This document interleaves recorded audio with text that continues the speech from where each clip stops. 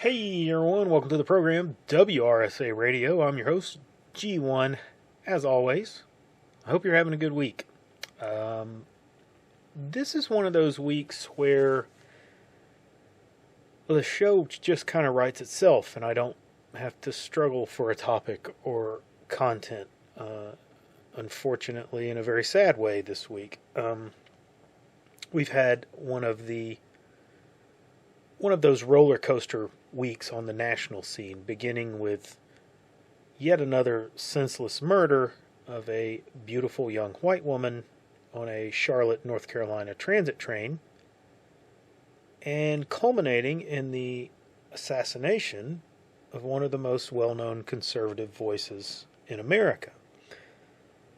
Now, I'm going to begin with the assassination and what we know so far.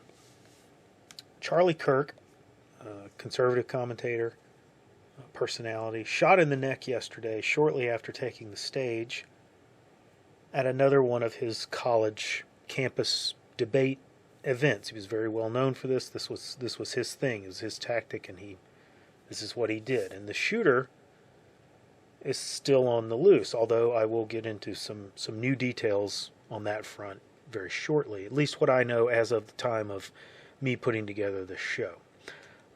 Charlie was pronounced dead a few hours later, the local trauma center there in Utah. He leaves behind a beautiful wife, two beautiful children, which is really the most heartbreaking part of this. Apparently his little girl, who's still a toddler, they were there, and his little girl tried to run to him while he was laying on the ground because she was terrified of all of the noise, all of the commotion. And that just rips your guts right out, and quite honestly, it just fills me with a rage that is very hard to put down.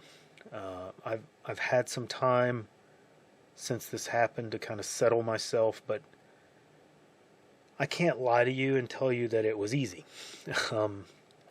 I've spoken many times in the past about remaining calm during times of crisis and turmoil because it's the only way that with a clear head, that we can make good decisions.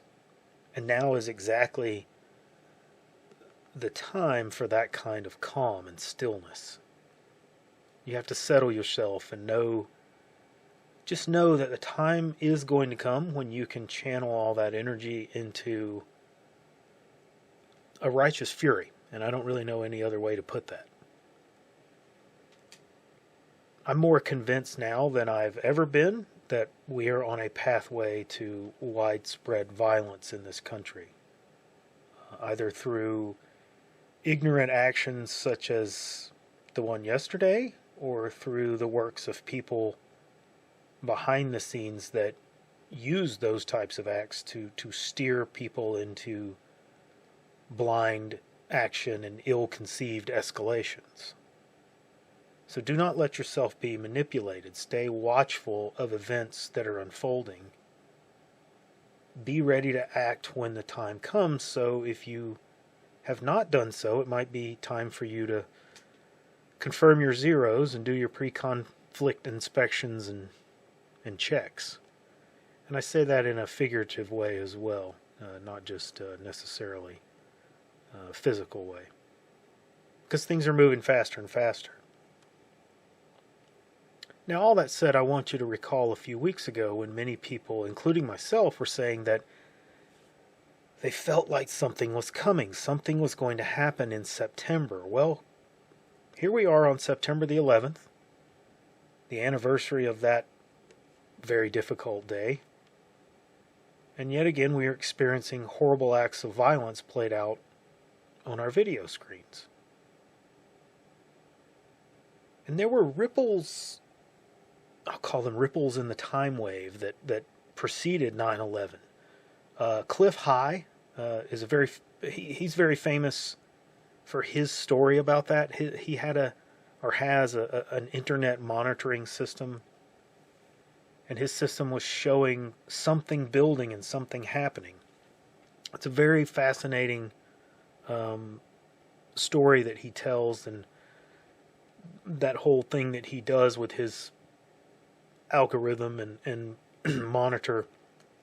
If you want to go Google him, go Google Cliff High and pre 9/11, or the 9/11 report, I think is what he calls it. But see what he has to say about that. It's very, very interesting.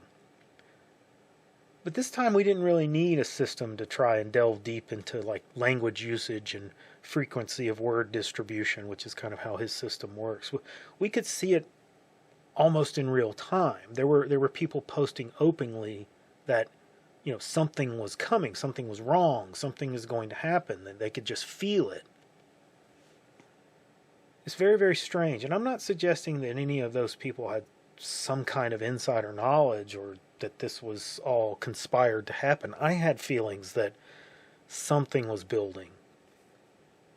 I really believe that large events like this create a kind of bubble in time and space, if you will, and that there's a leading edge to that, and some people have the ability to perceive that leading edge up until the event happens. And this may well be the event that created that, but it still could be that we're on the edge of it, and this is just the start of it.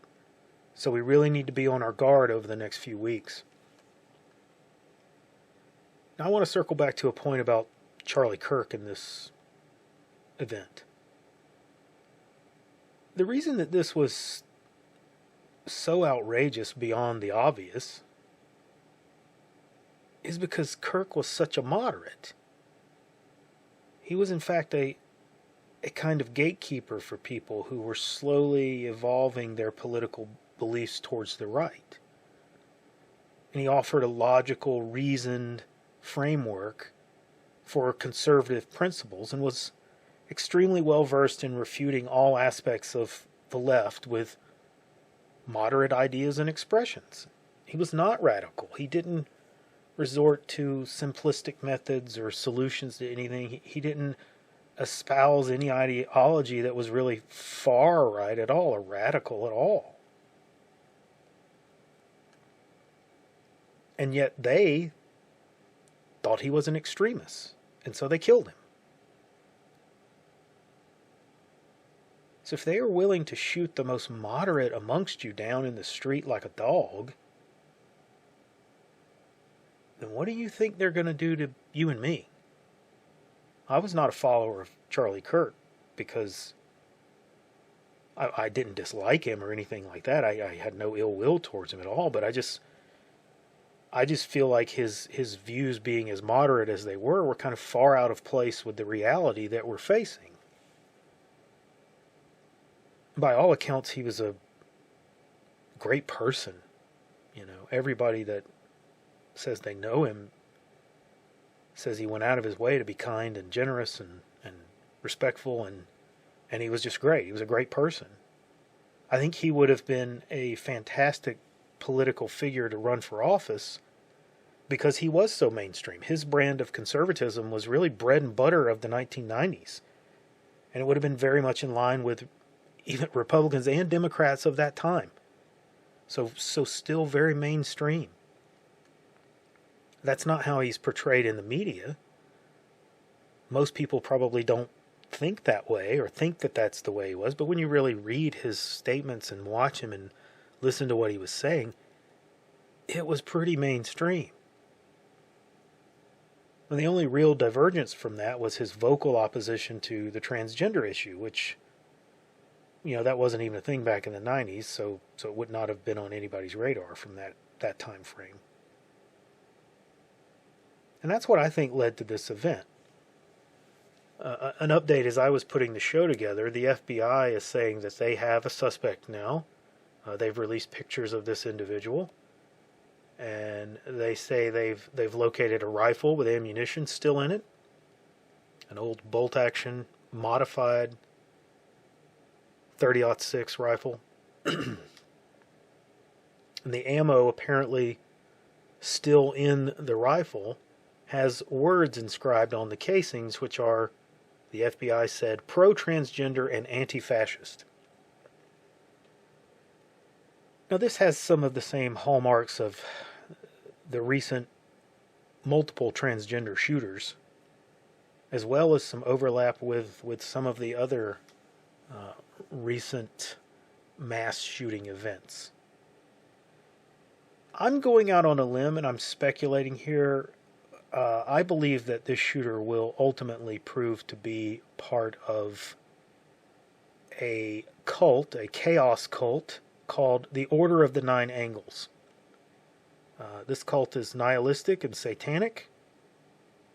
They scrape in people who are pagans and anti-religious, anti-all religious, Christian, Jew. Is the only thing they seem to at one point in time have embraced radical Islam, which, well, maybe says more than I need to say. But anyway, and they've even kind of scraped in people with sort of neo-Nazi affiliations as well with all this. So, which the left likes to use to try to paint this group as some kind of extremist right-wing group, because we all know that, satanic cults are just totally right-wing and conservative. This, of course, is kind of it's a false narrative. Okay, they're neither left nor right. They're not political in the traditional sense of that at all. They're more affiliated with anarchists. So if you use the old square political spectrum rather than that more simplistic kind of left and right, you'll see these guys far down in the lower left corner where the anarchists are sitting.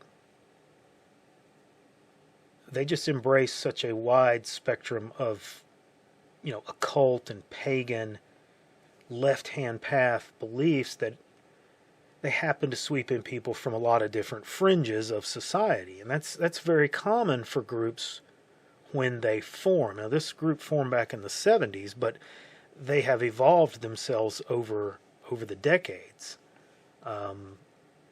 They get people who don't fit in, they feel out of place, and perhaps maybe they're in some group that they have, an identity with, but maybe they don't feel right at home with them because that group wasn't a perfect fit for them. It wasn't everything that they were looking for. But they don't really feel like they have another choice. So this group comes in and it's formed, and it comes in and it embraces them and says, we understand you. Why don't you just join us and see? We have some similar beliefs, see? And then they expose them to all kinds of strangeness, ritual, all kinds of other things, other beliefs. Now, I'm making a big deal out of that, not because I'm trying to rehabilitate any group that they might have been affiliated with or pulled people from. I'm not trying to say that, don't look at pagans negatively or Nazis negatively, and that's not what I'm saying. I'm using this to make a point here.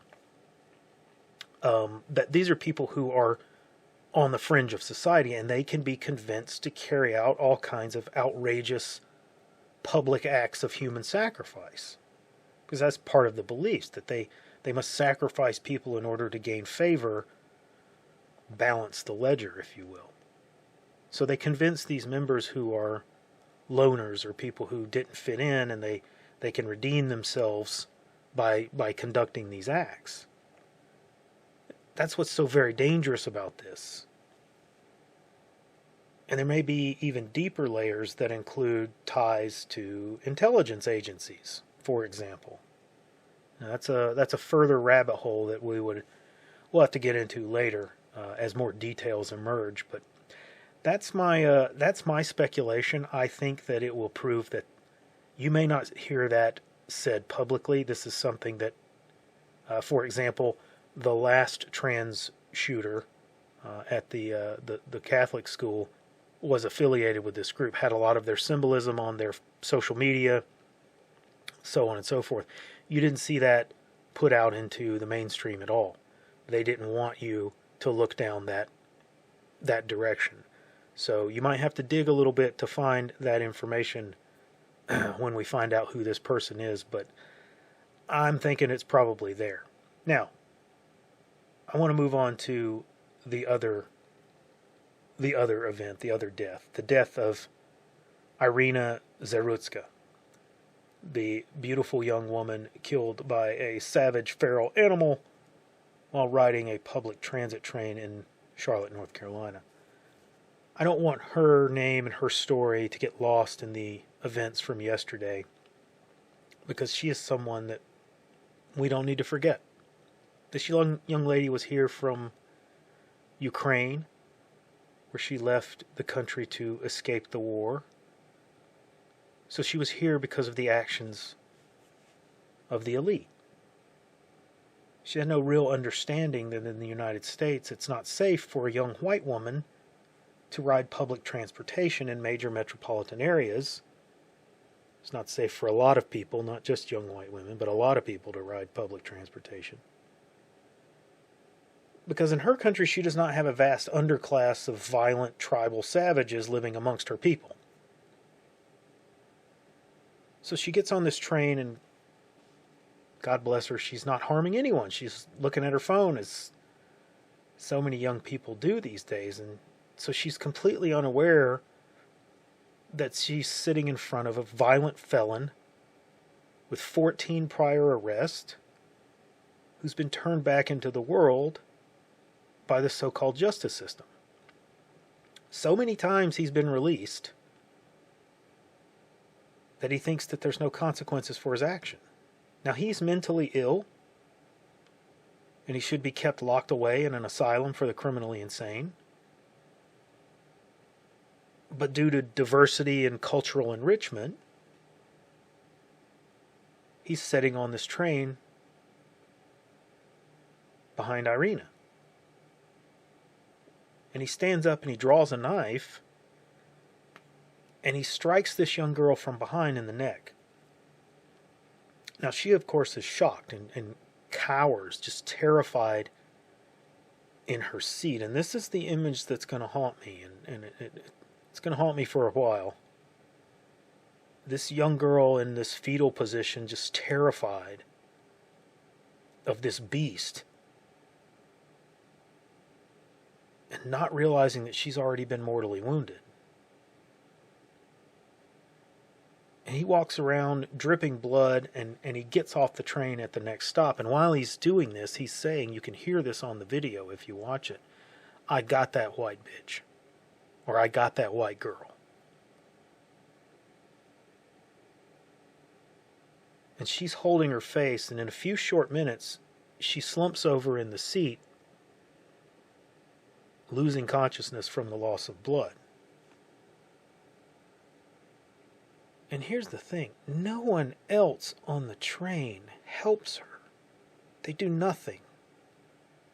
No one, at least until it's too late. A man finally checks on her when she's fallen into the floor, and after she shudders a few times, he checks on her, and her blood is pouring out across the floor, and she's gone. And all her hopes and dreams pour out on that floor. All her future and all that she ever was is gone on a dirty public transit train halfway across the world from her home. The very same people who have destroyed our country have turned people like this murderer loose upon us because, well, they can't get the Russians to do their dirty work over here for them. The very same people who are very likely behind the death of Charlie Kirk. Chaos and disorder, nihilism, anarchy, these are the tools of those who seek to destroy the world so they can replace it with their evil.